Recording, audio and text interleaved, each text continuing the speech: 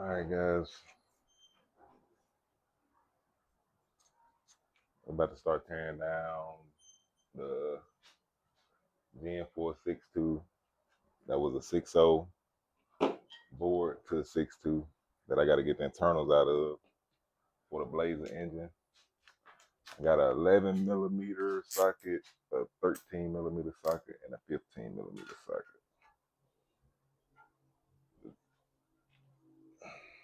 The oil tray is some 13 millimeter nuts, 13 millimeter a half inch.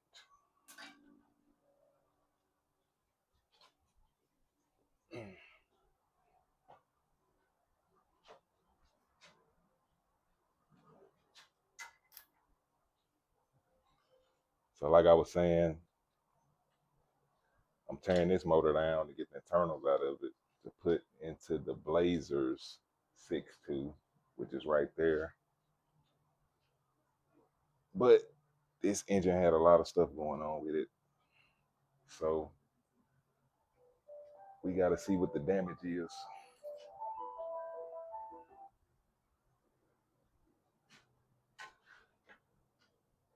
We got to see what the damage is.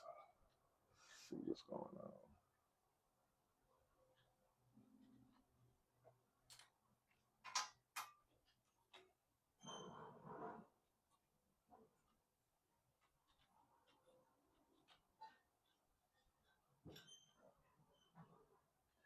Yeah, I got some new videos coming out on the Don't. Finally drove it. Did the first drive on it. The 75 convertible with the Trailblazer SS engine. LS swap. So if you haven't seen that, you can go check those videos out about us getting it running and figuring out what all was going on with it. As far as the wire harness,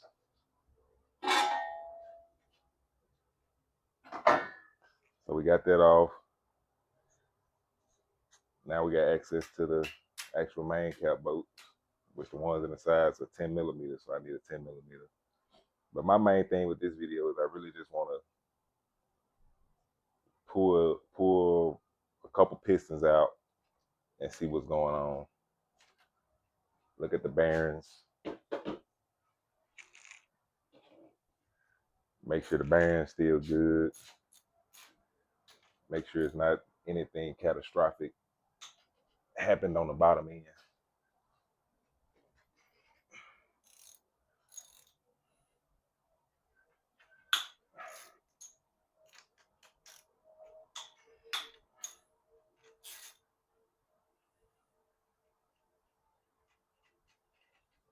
So we're gonna pop a couple of those out.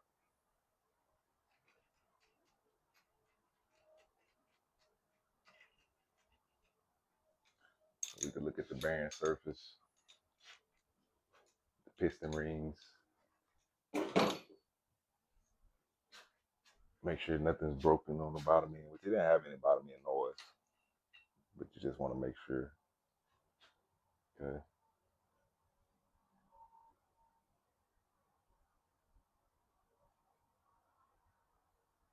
Okay, there go one of the bearings.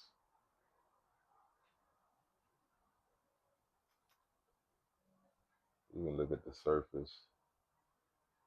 Yeah, that's not good.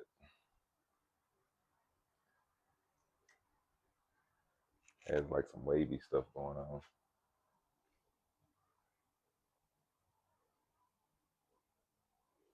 The crank seems fine though. It's just that bearing has that wavy. See those lines in it? An actual bearing.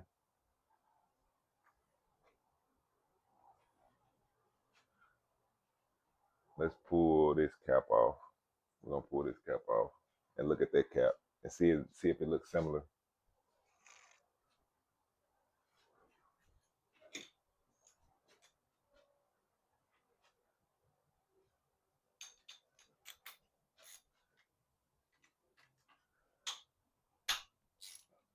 but the actual crank surface looks good.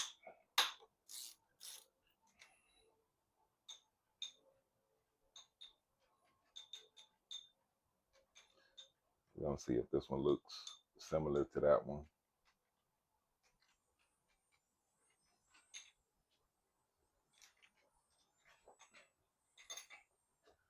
All right, let's see.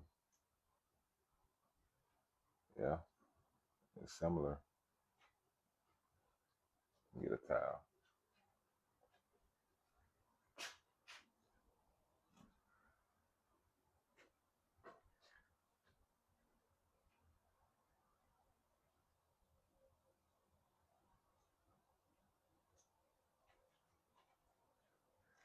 You can see the wavy spots in it.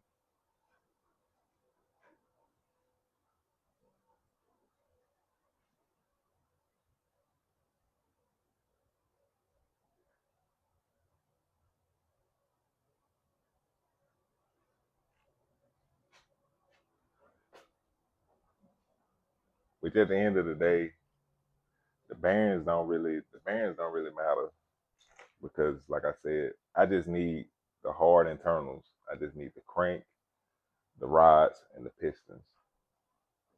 But if the crank is messed up, I have another crank that I can use.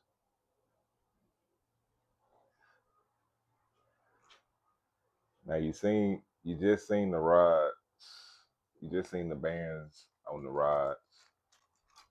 Now look at the crank.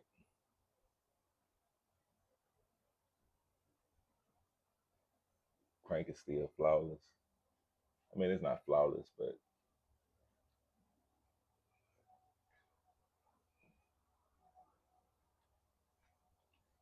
it's not scarred either. Let me see. I'm seeing it like real crazy scarring. Which I had this crank polished before I installed it, and from rebuild to actually pulling this engine out, probably I just say like maybe 150 miles at the most, 200 miles on it, and that's being generous. I don't even think I had that many. But we just say 150 miles.